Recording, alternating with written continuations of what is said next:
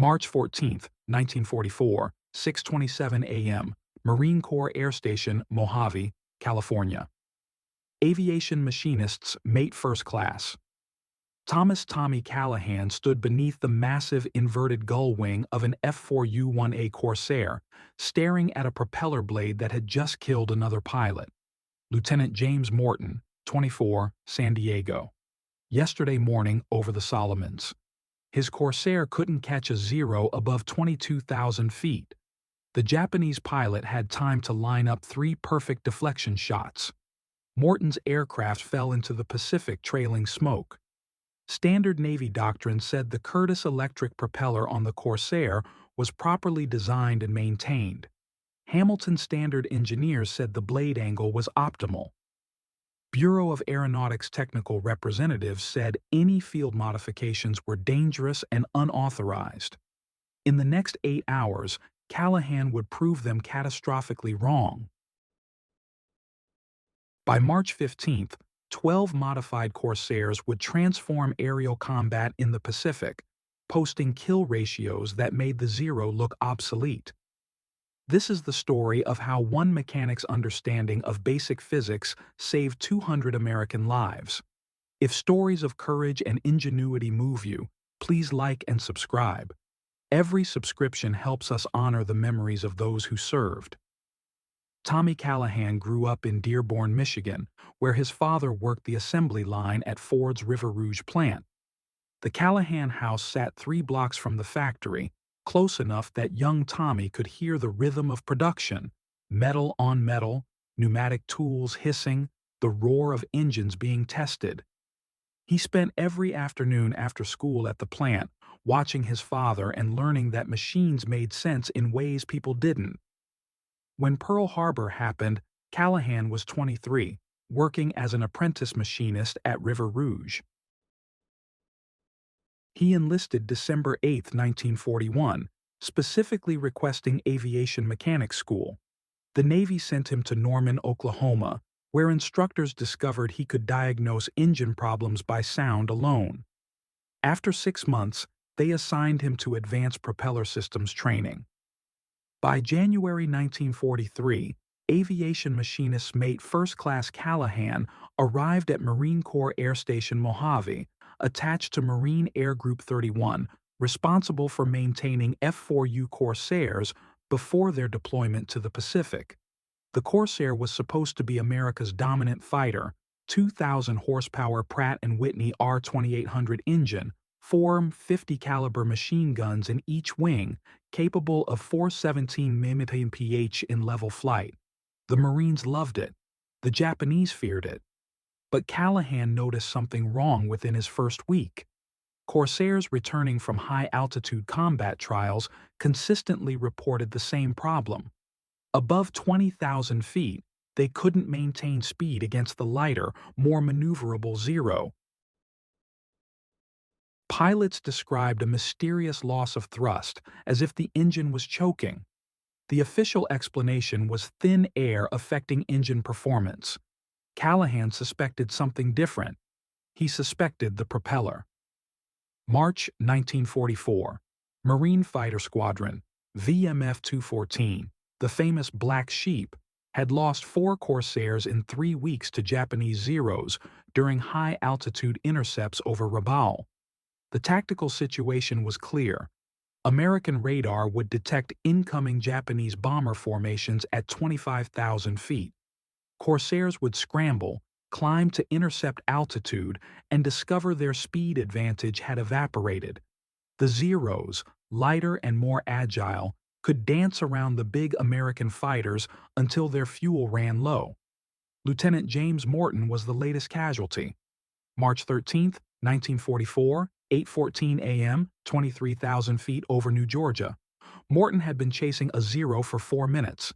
His Corsair, Bureau number 17883, one Callahan had personally maintained, should have been 50 minutes or MPH faster.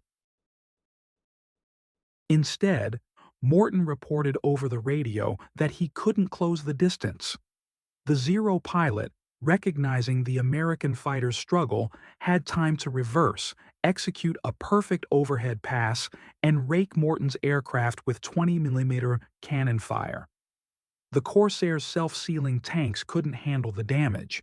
Morton radioed his position and went into the water. Rescue aircraft never found him. Callahan had inspected Morton's aircraft the previous afternoon. The Pratt & Whitney R2800 ran perfectly, 2,250 horsepower at full throttle, all 18 cylinders firing smoothly. The Curtiss electric propeller showed no damage, no pitch control problems, blade angles within specifications at 2.5 degrees. Every Navy manual said the system was functioning correctly, but Morton was dead. So were Lieutenants David Chen, March 3rd, Robert Hayes, March 7th, and Captain Frank Morrison, March 10th.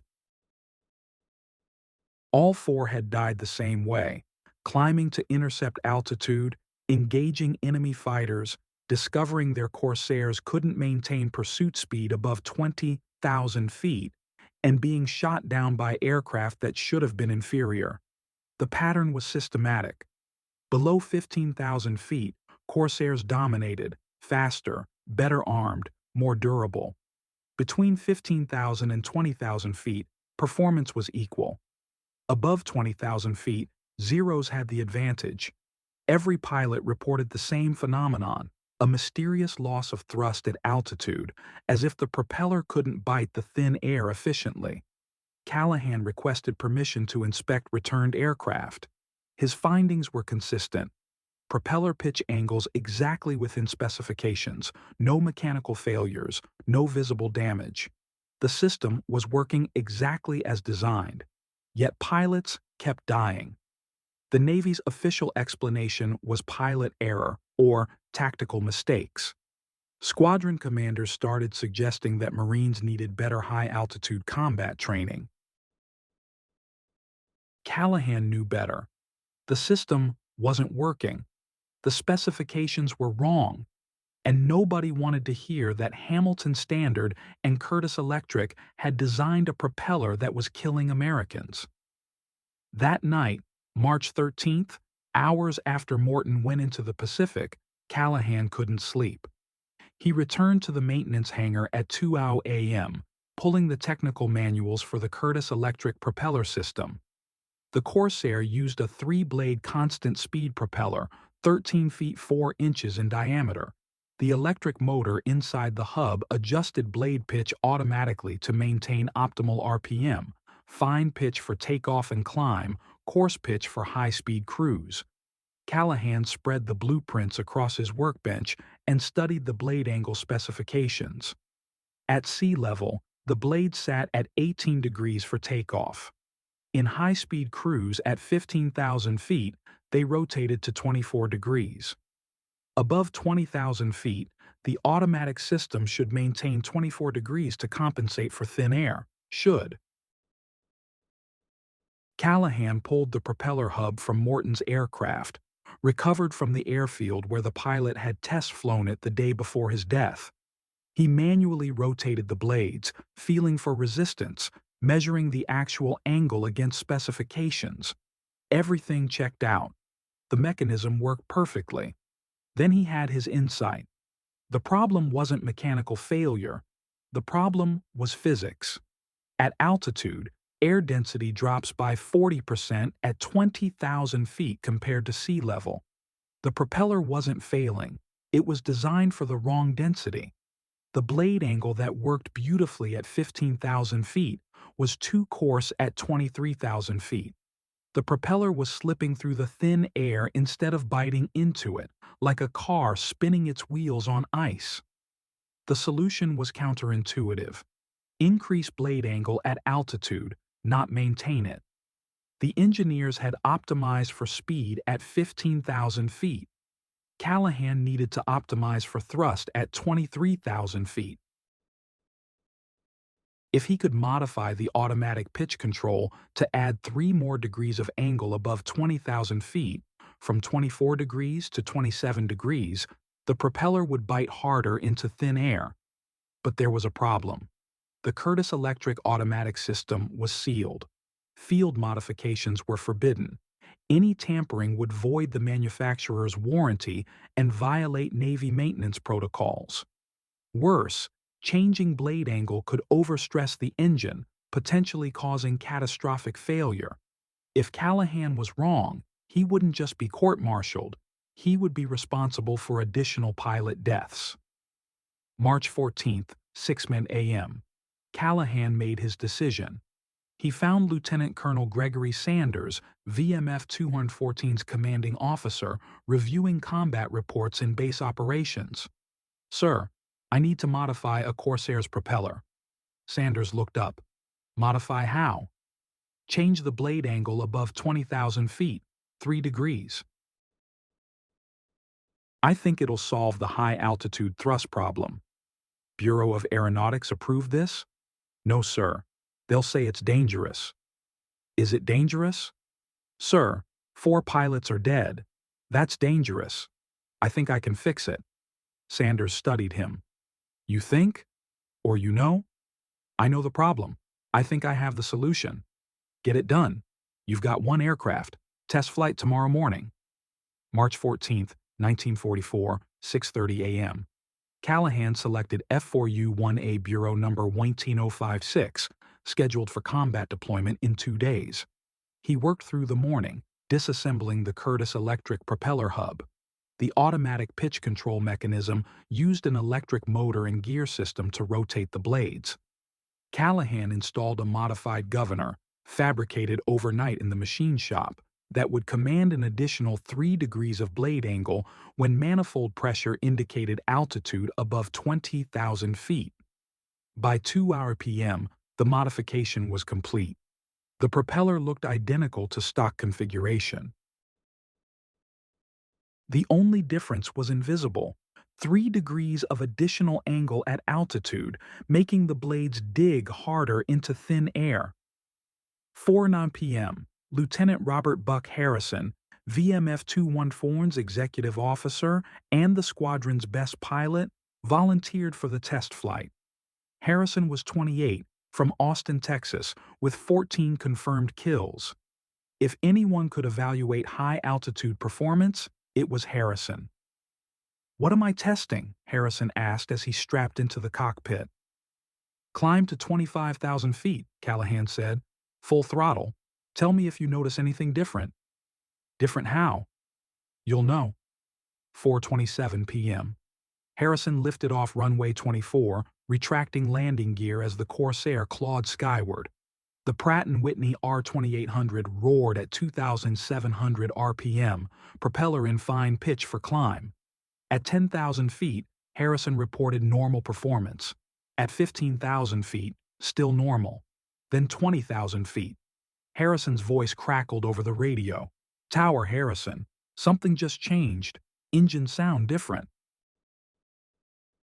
Propeller feels, I don't know, grippier?" Callahan keyed his microphone from the ground. "That's the modification engaging. How's your rate of climb?" "Better than stock. Way better. I'm pulling 1,500 feet per minute. Normal is 800 at this altitude. Keep climbing." What happened next was unplanned. At 4:38 p.m., Navy radar detected an unidentified contact 40 miles northwest of Mojave, altitude 24,000 feet, heading southeast. Given wartime security, the desert was full of classified aircraft testing sites. Base operations scrambled Harrison to intercept and identify. "Buck, you're cleared to investigate," Colonel Sanders transmitted. "Could be a stray B-24 off course. Visual identification only." Harrison brought the Corsair around, climbing through 23,000 feet. At 24,500 feet, he spotted the contact. Not a B-24, but a single aircraft in a tight spiral, trailing smoke. As Harrison closed to within 2 miles, he recognized the distinctive shape: an A6M0. "Tower Harrison, contact is a Japanese Zero. Repeat, Japanese Zero over California." The radio exploded. "Buck, confirm your last?" "Zero fighter, trailing smoke. He's damaged." What Harrison didn't know, what nobody knew until later, was that this Zero had been part of a long-range reconnaissance flight launched from a Japanese submarine off the California coast. The pilot, having completed his photo mission of coastal installations, had developed engine problems and was attempting to reach the submarine's pickup coordinates off Santa Barbara. He was lost, low on fuel, and his engine was failing. But he wasn't dead yet. The Zero pilot spotted Harrison's Corsair at the same moment.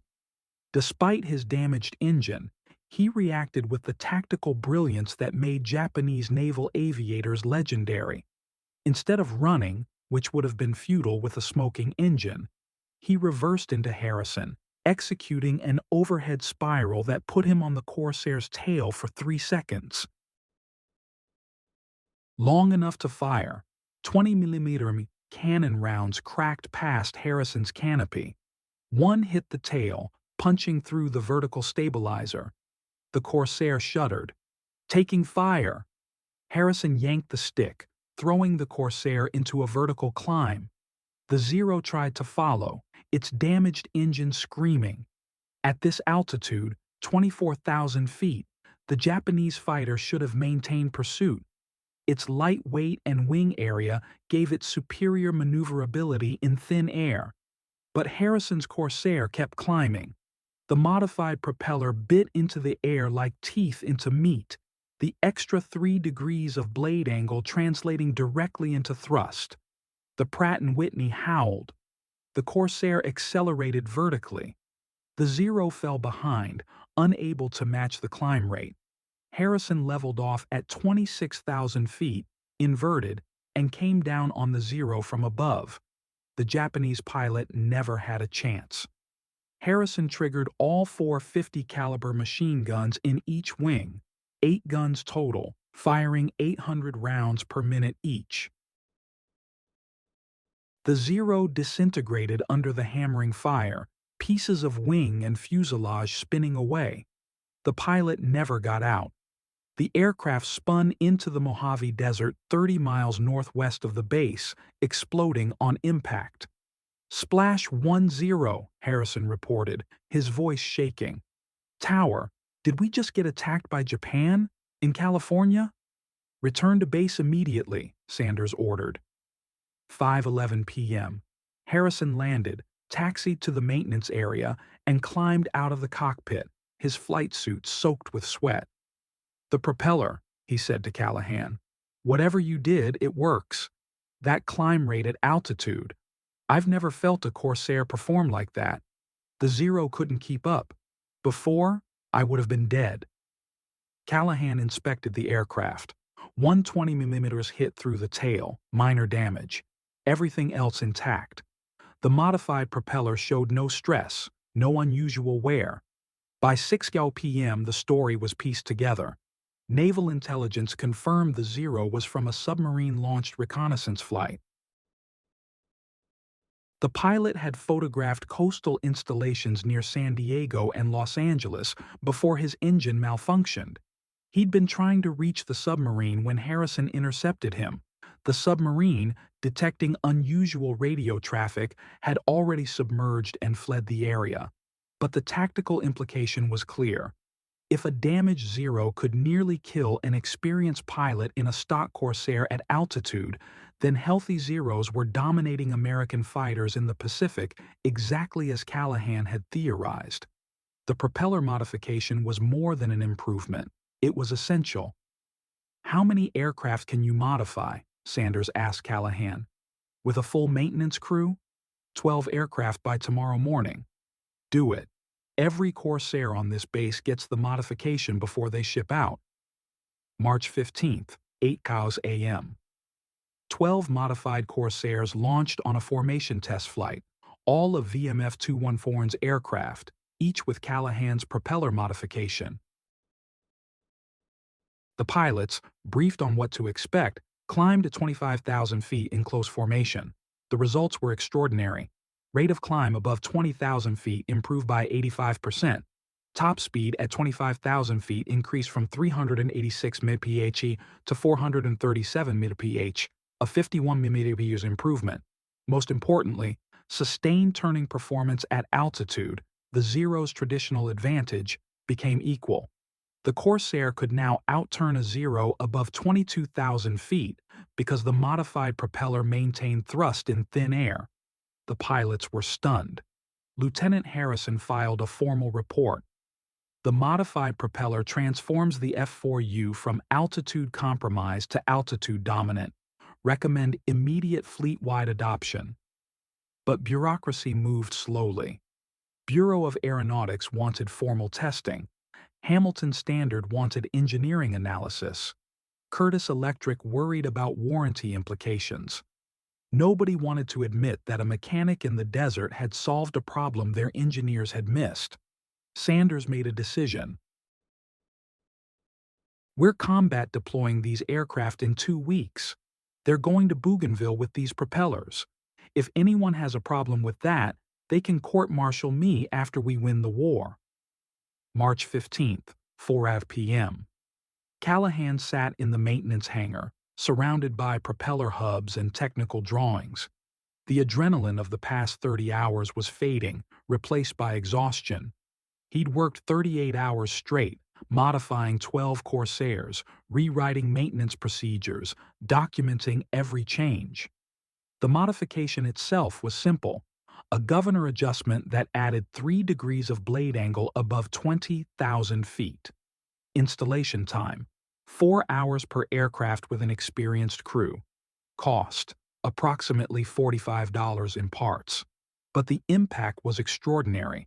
A 51 mm speed increase at altitude, 85% better climb rate, equal turning performance against Zeros.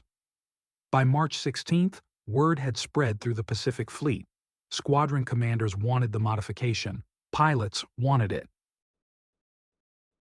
Admiral William Halsey, Commander South Pacific Area, personally inquired about deployment timeline, but resistance remained.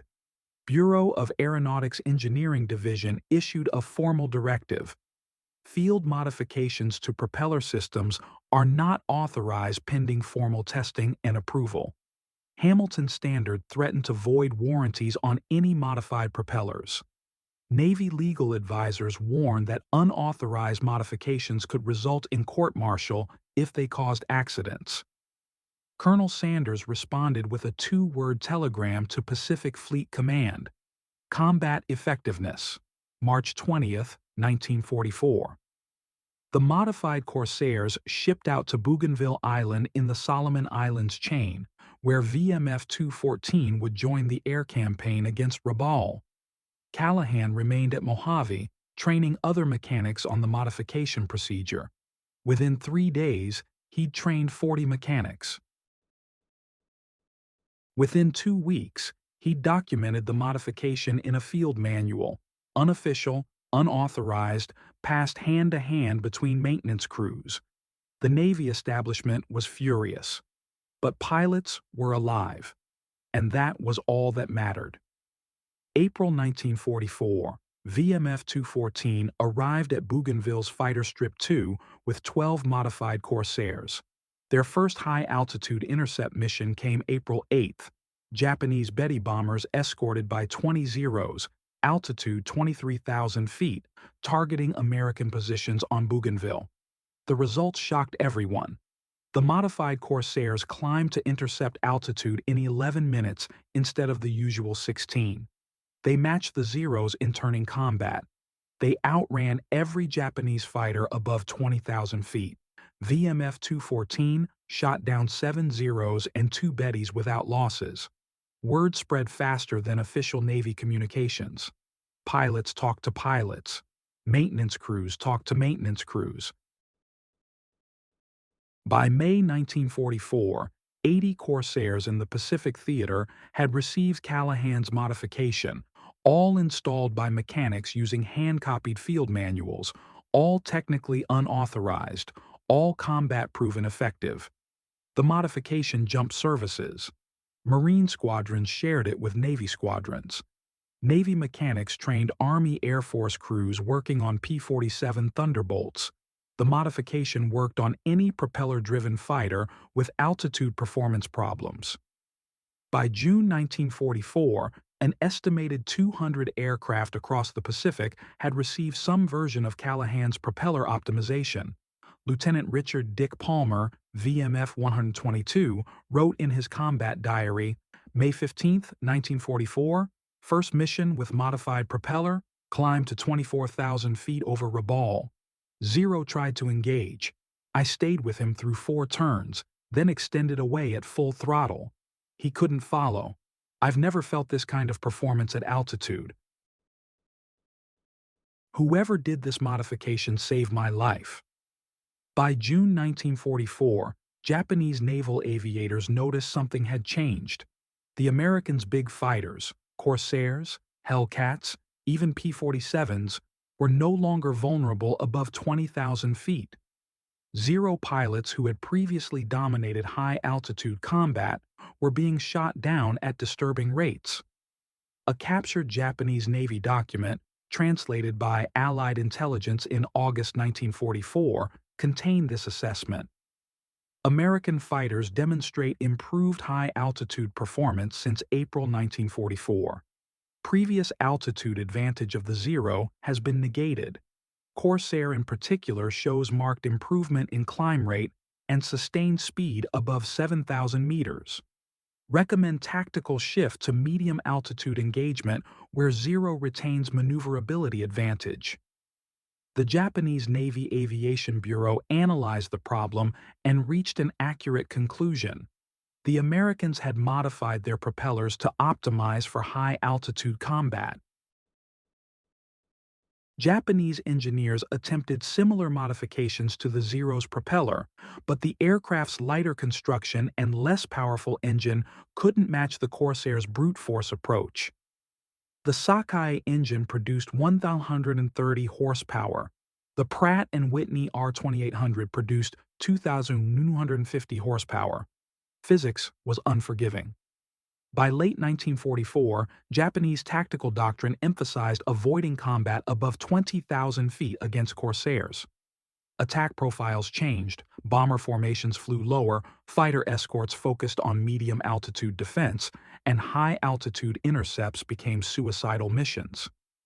The Zero, which had terrorized Allied pilots for 3 years with its high-altitude agility, had become obsolete above 20,000 feet. A 3-degree change in propeller blade angle had negated Japan's technical advantage. August 1945. The war ended. Tommy Callahan was 27 years old, still an aviation machinist mate first class, still at Mojave. He'd spent the final 18 months of the war training mechanics, refining the propeller modification, documenting procedures. His unofficial field manual had been copied thousands of times, passed between maintenance crews across the Pacific. The Navy never officially adopted the modification. Hamilton Standard eventually integrated similar blade angle adjustments into later Corsair models. The F4U featured improved high-altitude performance through propeller optimization, but they never credited Callahan. Bureau of Aeronautics never issued a formal approval for field modifications. The Navy's official position remained: propeller modifications are unauthorized. But pilots knew. By war's end, an estimated 400 Corsairs, Hellcats, and P-47 Thunderbolts had received some version of Callahan's modification. Combat effectiveness reports showed a clear pattern. Squadrons with modified propellers posted better kill ratios above 20,000 feet. Conservative estimates suggest the modification contributed to 200 additional enemy aircraft destroyed and saved approximately 150 American lives.